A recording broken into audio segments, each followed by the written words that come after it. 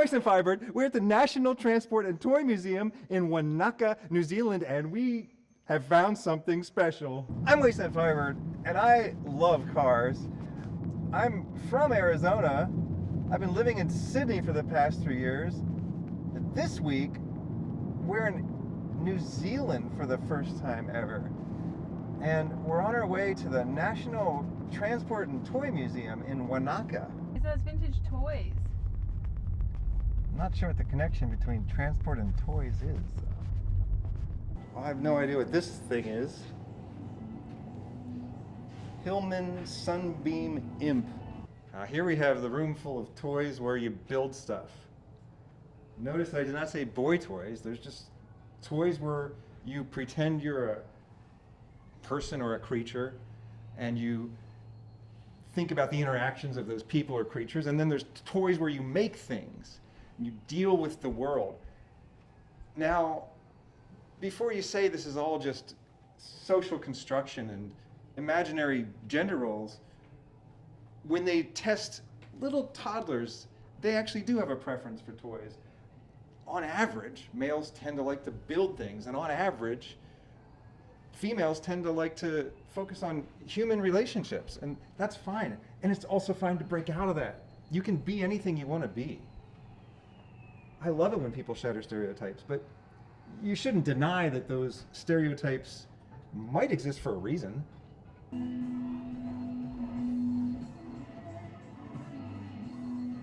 I made a 1/10 size Lego scale model of my Jeep once. It became an obsession for about a year or two. These were the ones I played with as a kid. The Moon Lego set and these city Lego sets. I remember these Lego trees. Yes, I totally remember those trees. I remember asking my dad, why is Star Wars A New Hope called Episode 4? He said, well, they thought someday they would make Episode 1, 2, and 3, and maybe even 7, 8, and 9. And I dreamed of that day, and I just eventually came to accept that that day would never come. And then the day did come, and I was sorely disappointed. You know, Jar Jar Binks really brought people together in hatred because he was seen as racist, but also obnoxious. Kids hated him, adults hated him, Republicans hated him, Democrats hated him. He brought the country together, like 9/11. I always loved the Barbie horses. Barbie's got like a hippie van. Look at that thing. Barbie's got a 70s Corvette. I haven't seen her driving that with some wonderful stripes on it as well. The biggest problem with the Barbie movie is that it was hard to figure out who the protagonist was. They act like the movie was sort of downplaying Ken's role, and that was the feminist aspect, but it wasn't. Like, Ken had a big part in the movie, and parts of the movie you were really rooting for him, and then other times you're rooting for Barbie, and then other times you're rooting for the kids that were playing with the Barbies, and it just wasn't really clear who the hero of the story was. I think I found your favorite Barbie. Goth Barbie.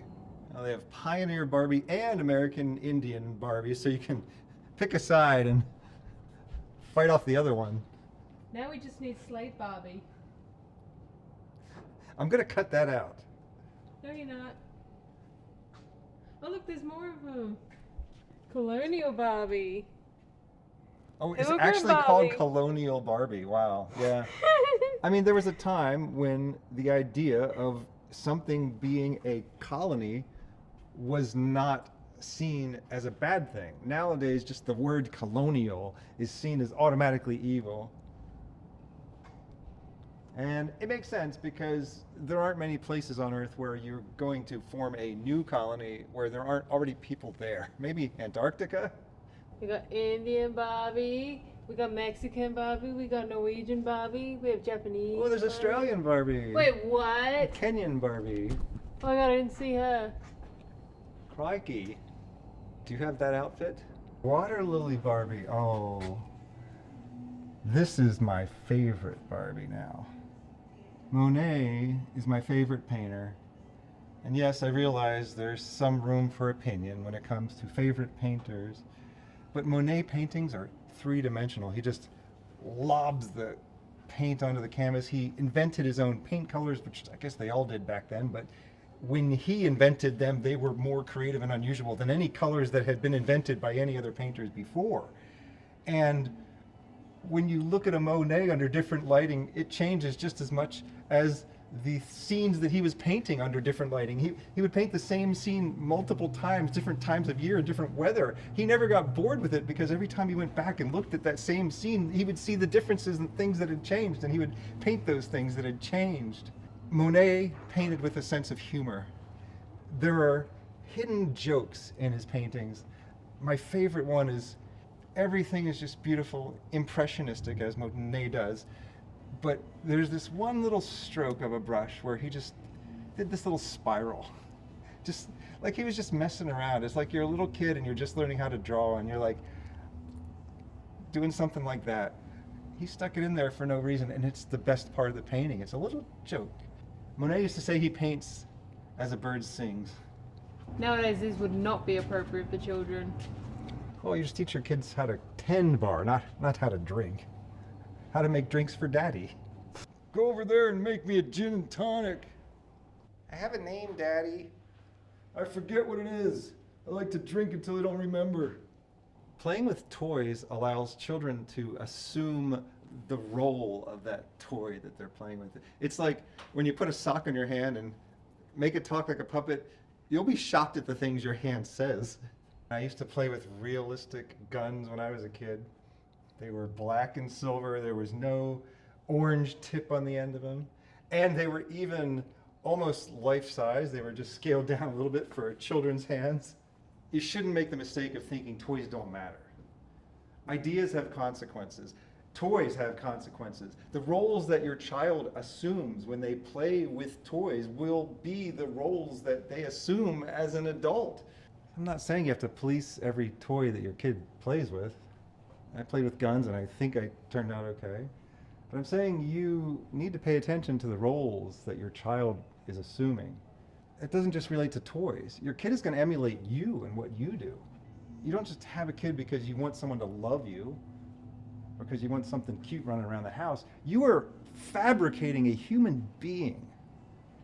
So think about that every time you speak to your kid and every time you do anything in front of your kid that your kid is going to witness, because everything they experience is shaping their mind. That's the one. That's the one I had. And it had the little Volkswagens on it. There they are. There's one of them right there. That little orange Volkswagen would fit right on the top of that car carrier. This is actually a Lotus. You see a lot of replicas. There are Australian companies that make replicas of these. There's even a New Zealand company that makes replicas of these. This one's a real Lotus. If you think your car has go-kart handling, you've never driven a Lotus 7. R32, GTR Skyline, Godzilla. They were still lightweight and simple. It was not a computer doing all your driving for you. Americans didn't even know about these things until a little game called Gran Turismo came out. Even when Ferraris are ugly, they're gorgeous. Sometimes people see something like this and they say, someone has too much time on their hands. But you know, we all only got so much time on our hands, and if you use it to do something amazing, that deserves nothing but compliments. No one's going to sit on their deathbed and wish they played more video games. Thank you, commenters, for recommending this place to me. If you know of any car shows or car museums anywhere on Earth, tell me about it in the comments, please, and I'll try to get to them. Oh, this place is much larger than expected. I got some Volkswagen Beetles. Millions of these things were made, sent all over the planet. You could do anything you wanted with them. Whatever you do to them, it ends up looking cool anyway. You can leave it just as it always was and it looks amazing, or you can customize it in some stupid way and somehow it still looks amazing. That's a good design right there.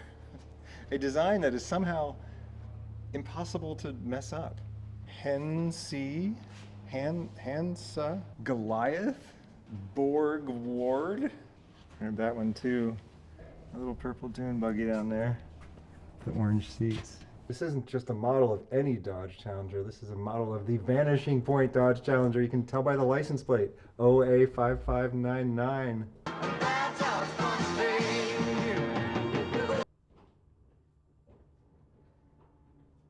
Hello, operator. I'd like to make a call. 1 moment, please.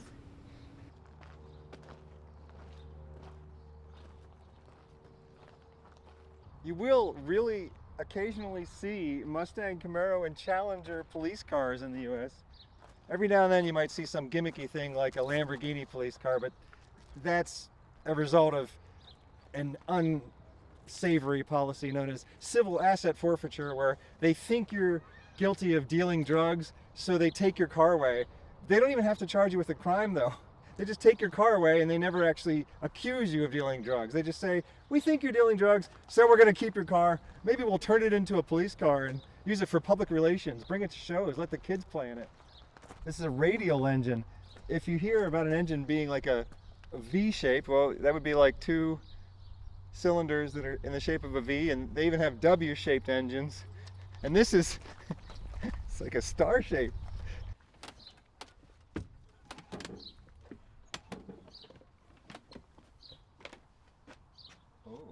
Oh god. Oh, hang on. I gotta fix the outside. Damn it. Oh boy, oh boy, oh boy, oh boy. Oh boy. On what? We found what we've been looking for on our New Zealand trip. We found a Trekker! It looks kind of like a Land Rover, but it was much cheaper and not so good at going over harsh terrain. It was a vehicle whose main strong point is the fact that it was very inexpensive. This is the only vehicle that was designed and manufactured and sold in New Zealand. Only 2,500 were made between 1966 and 1973. This is New Zealand's only car. Truck it out! An old Holden, another old Holden, lots of old Holdens. Hillman Hunter, a Morris Ute, that's wild. MR2, Pontiac Fiero, oh, and a Lada Niva. Yes, I love these things. This is a communist car, but it is the coolest communist car you could ever own. Says they made some in Australia and New Zealand as well, so I guess it was a successful communist car. A Lada Niva. What is? There's a Honda City Cabriolet? Oh my goodness, I had no idea. Pininfarina styled? I didn't realize Pininfarina had anything to do with these. This is cool. Did you see this wacky looking Honda thing? Is this for like if you're in a wheelchair? That is something. It's for when you want to get somewhere in your wheelchair, but you don't want to do it inside of a vehicle with a seatbelt. It's, I don't even know what to say. This is wild.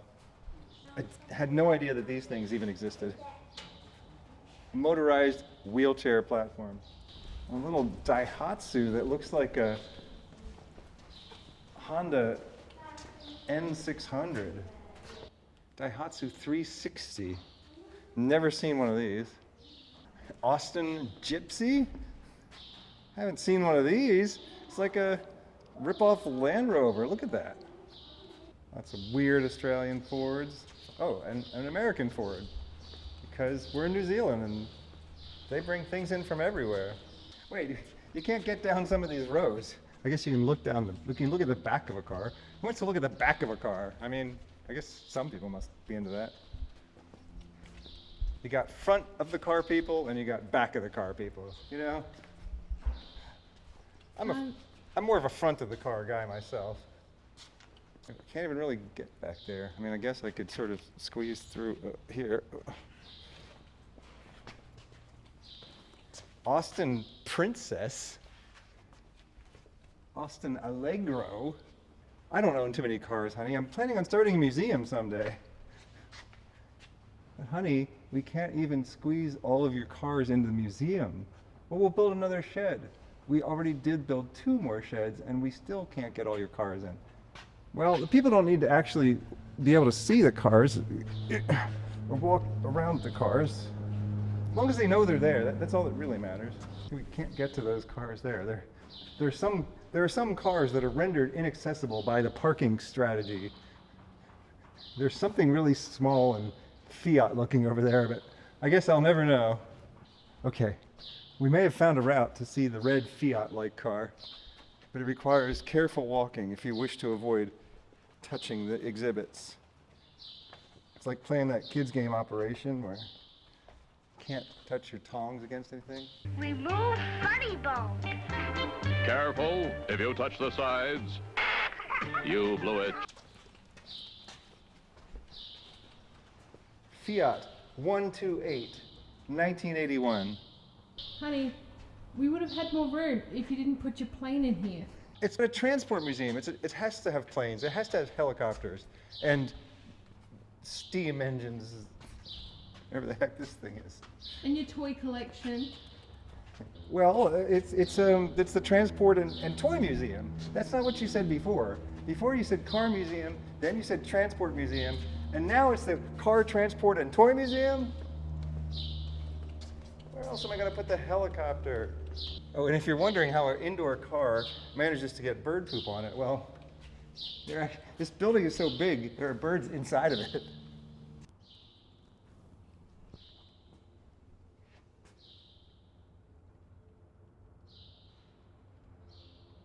Nazis. I hate these guys.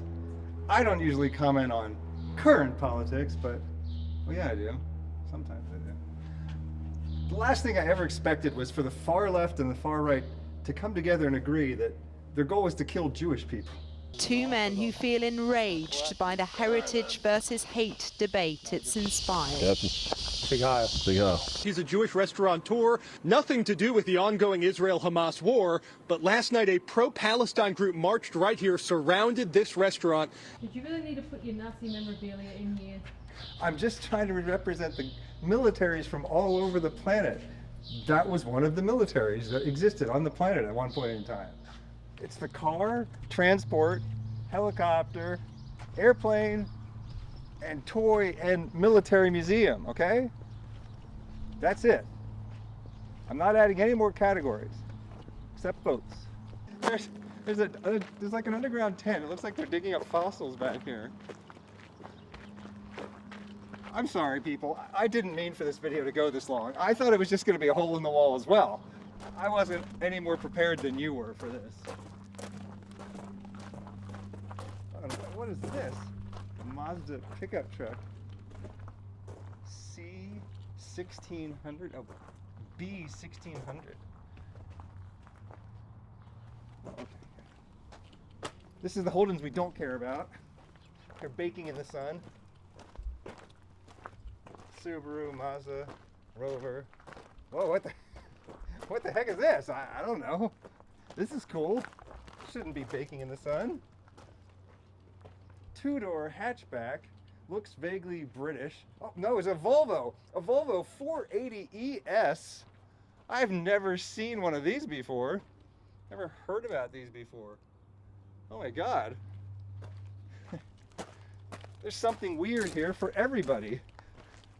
Whether you're into fronts of cars, backs of cars, European cars, American cars, Australian cars, Russian cars, New Zealander made Kiwi cars. Look, there's some kind of archaeological expedition going on down here. There's rabbits out there. With an antique truck. This looks like the set of Indiana Jones. If you're from New Zealand and you haven't been here, what the hell is wrong with you?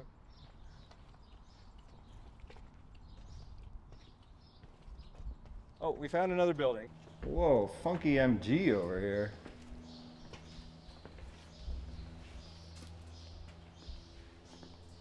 Cute little convertible. We got a Toyota Serra. This is a weird thing to see. Occasionally people do import them into the US though, because how could you not? It's just an economy car with supercar doors.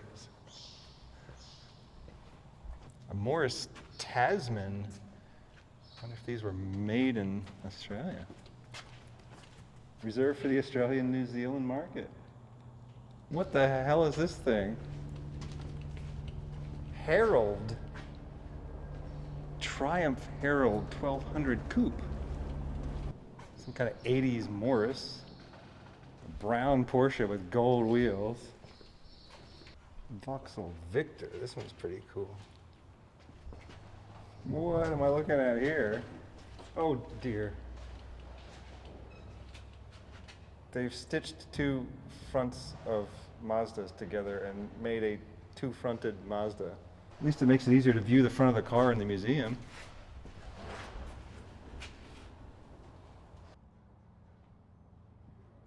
Oh my goodness! Look at this monster of a vehicle. The Rocket. It's not in fact rocket powered, but there is a guy on YouTube who makes things that are even scarier than this, and they really are rocket powered.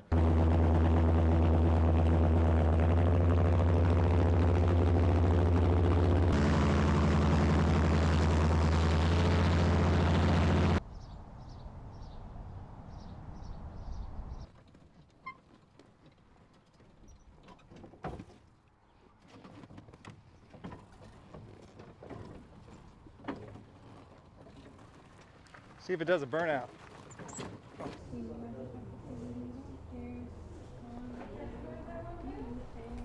This has been the National Toy and Transport and Airplane and Construction Equipment National Transport and Helicopter. I was a Firebird. This place was amazing. Thank you for inviting me into your home or onto your portable device. Have a good night. Thanks to Mad Skelly for the camera work. Any messages for me? Yes. Mr. Trump Dubster called. He says he forgives you for killing his dad, so he's turning around and going home.